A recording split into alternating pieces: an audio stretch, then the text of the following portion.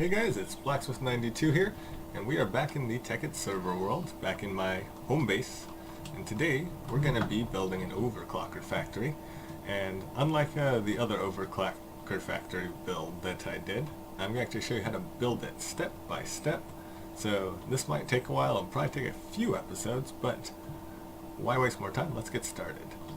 So first thing we're going to work on for an overclocker is the water cells. Now, water cells need a couple things. First and foremost, they need empty cells. So we're going to work on making the empty cells by going like this. So this is going to be where our tin goes. The tin is going to go, oh, I already pulled one out, and we'll just put that straight into a MK2 crafting table. You can run a pipe if you want to go somewhere else, but I don't really want to go anywhere else. Might as well just go like that. And I wish they had a bigger hotbar. That would be nice. But anyways, there we go. Okay, so that's going to make our doodidorad. So we'll stick a couple of these in here. Go like this. And they'll make our empty cells perfect. Let's see, the empty cells are going to feed next into our MK2 crafting tables over here. Now, this is where the water cells are going to be made. We're going to make the water cells, in 4 of them, because it'll work out nicely. Now, the trick to making an overclocker factory is this step here. This makes it a lot different than any other factory you'll make. Or, I don't know, maybe there are other factories that you make like this. But this is one of the few times where you're going to output from the bottom of an MK2 crafting table. Because when a water bucket mixes with an empty cell, you'll see that the water bucket goes to the bottom. So you need to clear out that bottom slot, which is why we're doing what we're doing here. So, we're going to go like this. And fortunately, I did not anticipate it being this close. But that's okay. So we'll go like this. There we go. We'll just use regular pneumatic tubes down here. We don't want going back in, so we'll put a panel there. So this is just going to be for our empty tin thing. Now for the water, what we're going to do is, we're going to have it feed in from here, like this. And actually we're going to use MK1 collectors underneath. So, actually no, we're not going to use MK1 collectors underneath. We can't do that, because we're going to feed them back in from underneath. So, we'll put the collectors over the top. And these are just going to feed in like so. Let's get underneath. So let's see, 3, I believe. So it should be right here. Or right here. That works too.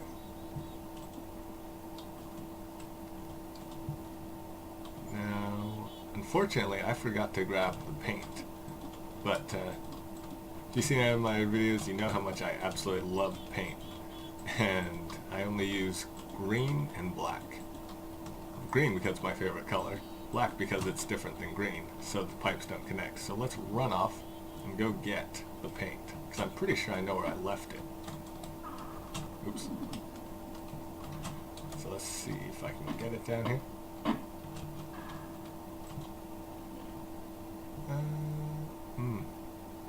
Oh no, the paint's not in here. Oh, you know, I know exactly where I left the paint. I left it in my other factory. Sorry about this, guys.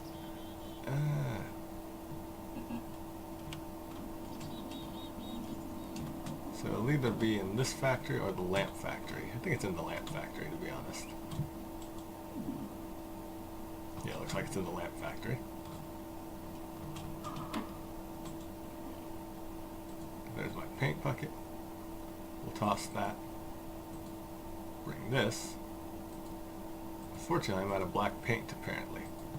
So you'll get to see in this episode how you make black paint as well. Perfect. what don't I need? I don't need that. So let's look at paint. You make black. I think you use ink sacs. Not pants. Paint. We need flax seeds. Okay. Flax seeds are not hard to come by. Just hard to find.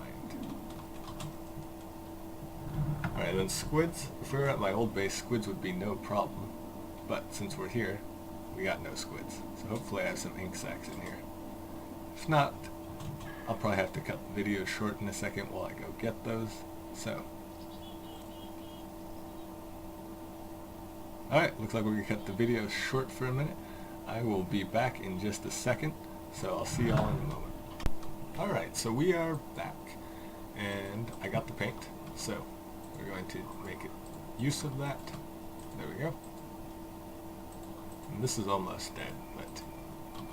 Oh no, did I make 2 black ones? Ah, darn, I did make 2 black ones. Oh well, this one's gonna run out in a second anyway, so it doesn't really matter. There we go. See? Make it green. And all is right. So this is just gonna separate them out. Make life a little easier for us. Perfect. I absolutely love painting this mod. Whatever brings in paint. It's perfect for building factories. Okay, so these are almost done.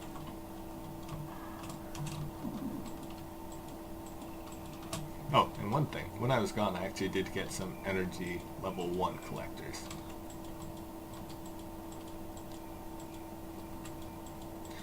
And the reason why you just need MK1 collectors, sorry I'm not talking that much, just thinking about how to do this factory, is because the difference between a water bucket and a regular bucket is 1 EMC, so you really don't need a whole lot of power to do it. But, actually we're going to condense this because I need more. Let's see, we'll put the paint back, and the ink, and the flax seeds. Yeah, that should be enough.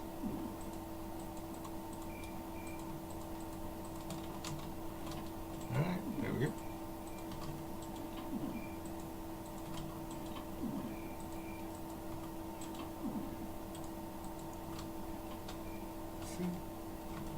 And then, because these are all on the floor, we do need to wire them up. So we have to actually get underneath. Why would it pop out here? Oops. Darn it. I think I made it worse. Let's put that back. Flip it around. There we go. Alright. Now we'll run some of this along the side.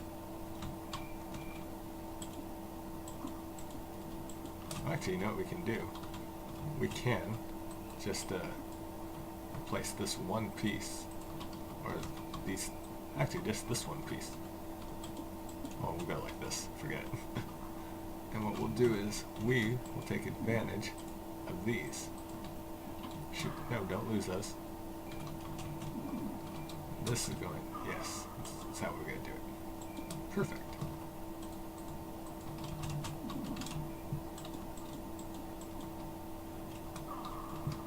Alright. So in this first video, what we're going to do is we are just going to set up the this cycle. These are going to feed into our... I don't actually need redstone. All I need is these. This is going to feed into our bank of extractors, which will go right here. Now, let's see. I think that might be a little overkill, the number of extractors, to be honest.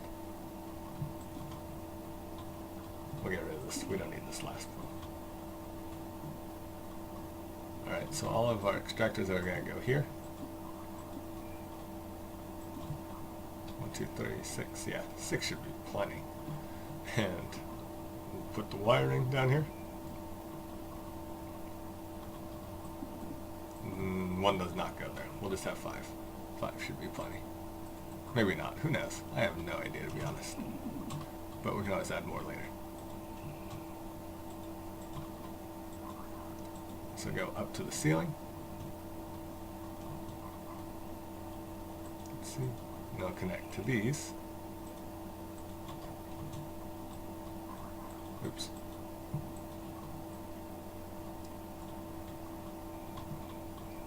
This will just run along the roof. Well, nah, it doesn't really run along the roof, but it'll just run along up here until it gets to here. Switch over. Bring these up. We're not going to link it just yet because we do not want to blow up our machines when we add them. But anyways, I did forget to make the extractors, and it takes a while to make them by hand, so we'll be back in one more second. So sorry about that. I know this is the second cut, but it's when you build a factory, you gotta, I don't even know what you gotta do. What's the word? You gotta build stuff, and it takes a while to do by hand, so I'm just gonna do it off camera, so I'll be right back. Alright, so we are back, and we are just about to finish up the last of the extractors. So there we go. We have our extractors. Now we can get back to business, and I do not have to worry about blowing it up because I haven't attached it yet. So now, important step, adding the transformers. We can always add overclockers, but for now, let's just add the transformers so we don't blow up these machines. These are very annoying machines to make. Now if you're just using a low voltage or just like a regular plain solar panels, you don't need to worry about the transformer upgrades. So if you can run it through a bat boxes output at a safe power level for these machines, but MFSUs, not so much. So we do need the upgrade. There we go. Alright. These are all going to feed into redstone pipes, which I seem to have misplaced. No, there.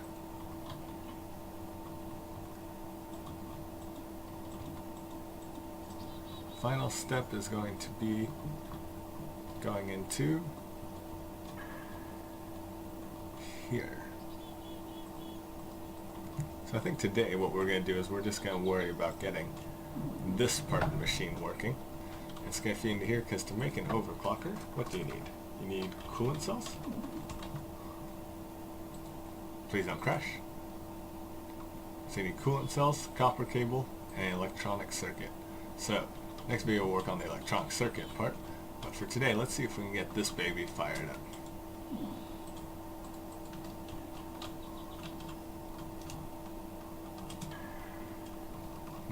Alright, we're actually going to get rid of this back side right here, because we're just going to run it along the top here. Perfect. It'll come down. These will go like this.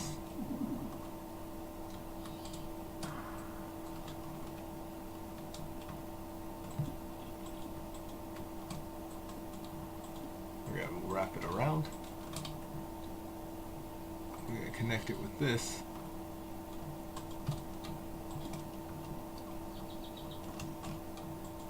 We actually need one more, so hopefully I have them in here. Yes, I do. And I do have one timer, which is, oops, sorry about that. There we go. Alright, so we should have it going right there. Alright, let's see if we can get this timer going. Only got one timer on me, so I'll have to make more of these. Let's see. All of these should be firing, except for those, because they're not linked up yet. Let's put this on 22-second timer, just because I still have to wrap this around, because I forgot about it.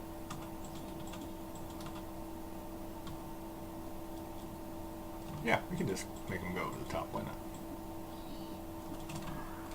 So we'll just replace these then with regular tubing.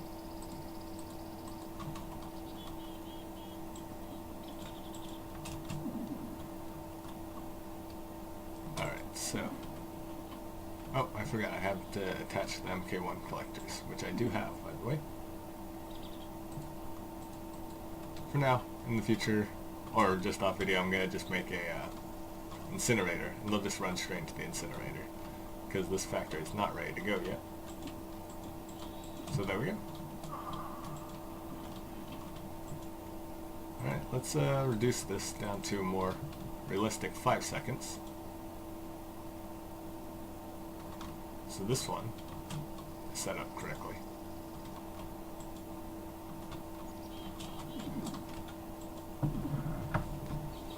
Alright, and this is actually okay for the moment to just leave it like this, because it has to have time to make the empty cells. But once this thing gets going, it is going to need to move faster. So we're just going to go like this for now. Is this going to be fast enough? No. This will be fast enough, though. Maybe. Who knows? For right now, it's got to fill up all of these.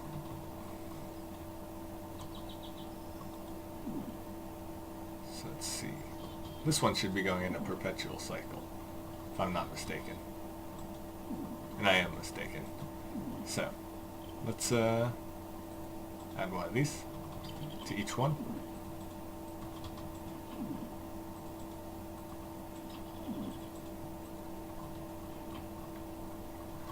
Alright, so let's see. Is this going to go any faster? Here's what we're going to do. We're going to reduce this timer to as fast as I can make it go. Just drop one of these. Go like that. So it just produces a whole ton of these, so we can just fire this thing up faster. Alright, once these are all filled, then we can get it going. Still not enough? There we go. That's plenty. There's no way that's not plenty. I'm surprised that the server lets me do it at 1 second intervals. It's really kind of them. But, alright. So this thing will actually work like a beast under normal conditions. Obviously what I did is not technically a normal condition.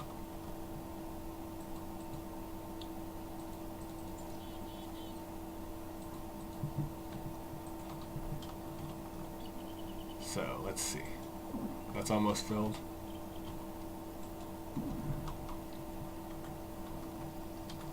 Come on, you can fill it. Oh wow.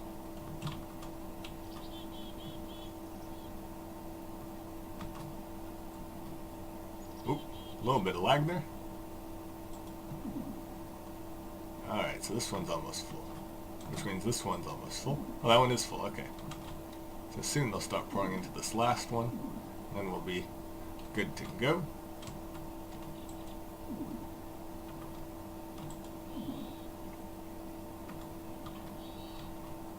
Oh, there we go. It's producing water. Oh, that's because this one's set up to run. Wait, which one's set up to run? Well, this last one's set up to run. That's right.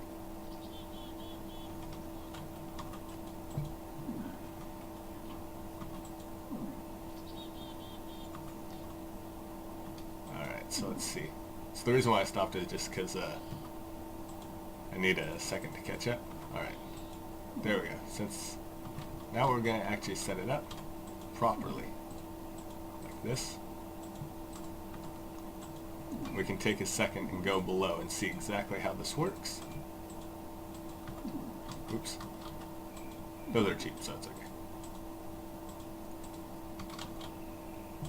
Alright, so you see the bucket goes to the bottom. And the way this factory is set up is when it ticks, the buckets come pulled out. Let's see what the EMC value is for an empty bucket. 768 versus 769. So that's why we need the MK1 collectors, to make up for that one EMC difference.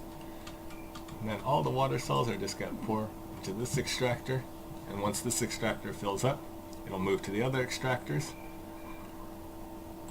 And let's see, they're kind of slow, so you need banks of them, which is why we have 5.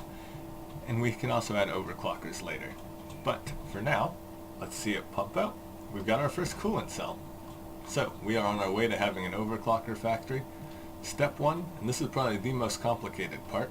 It's also the most beautiful part of the factory in my opinion. Just got nice symmetry, nice lines to it. But, next episode over here, we'll be building the circuit factory and the copper cable factory. And we'll basically make the copper cable factory so that it makes copper cable for the circuit factory as well. So it'll be sort of a combined system. But anyways, I hope you enjoyed the video. I hope you like me just basically taking my time showing you each step of building a factory. It is fun for me to do. I love building factories and I don't mind recording each step. But if it is boring, just let me know if you just want to see the end results. And I can do that as well. But anyways, I'll see you all later.